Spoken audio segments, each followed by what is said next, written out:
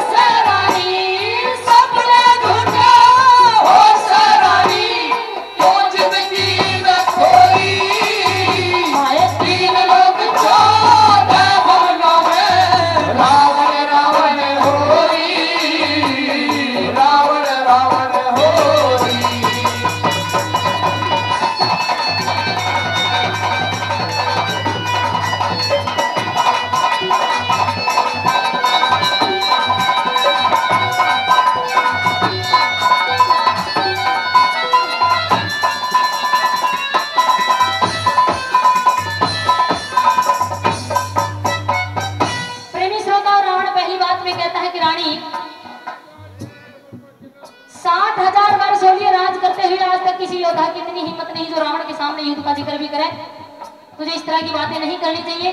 पहली बात में क्या कहता रावण,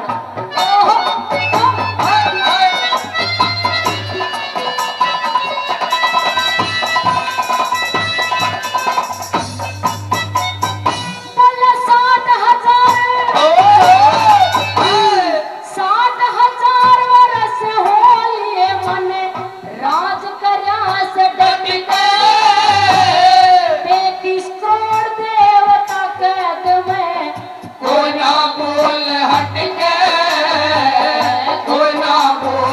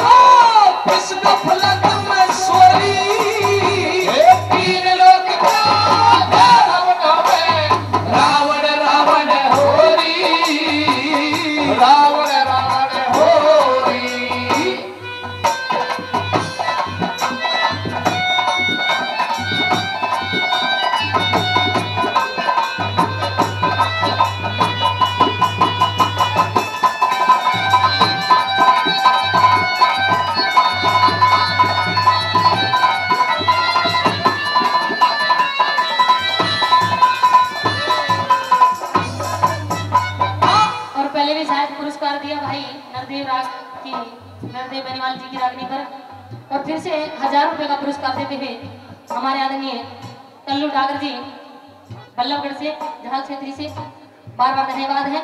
आइए दूसरी बात में रावण क्या जिक्र करता है कि रानी ये धरती है, आकाश पाताल लोक और जितने भी तेरे देवी देवता हैं सबके सब तो रावण की कैद में है, तुझे नहीं डरना चाहिए किसी से।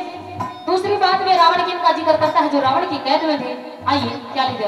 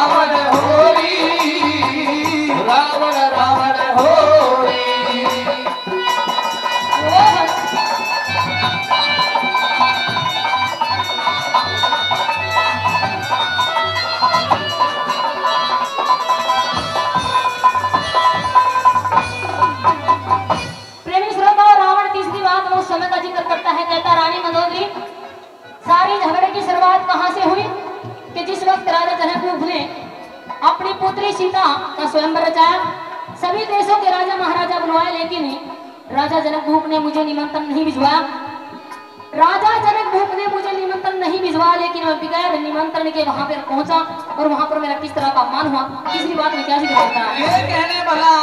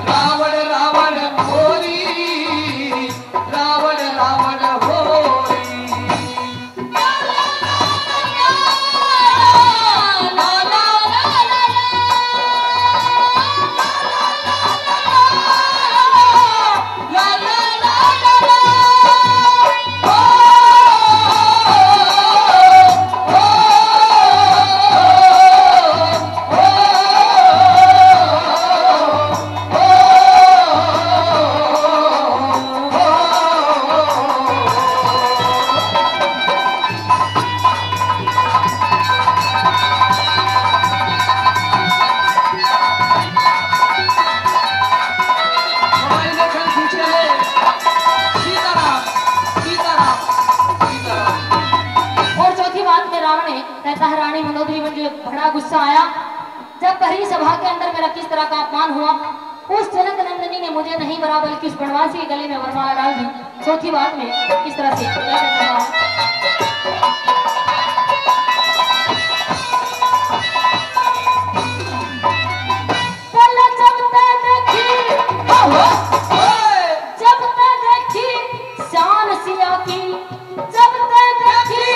शान सिया की कोना भूख दात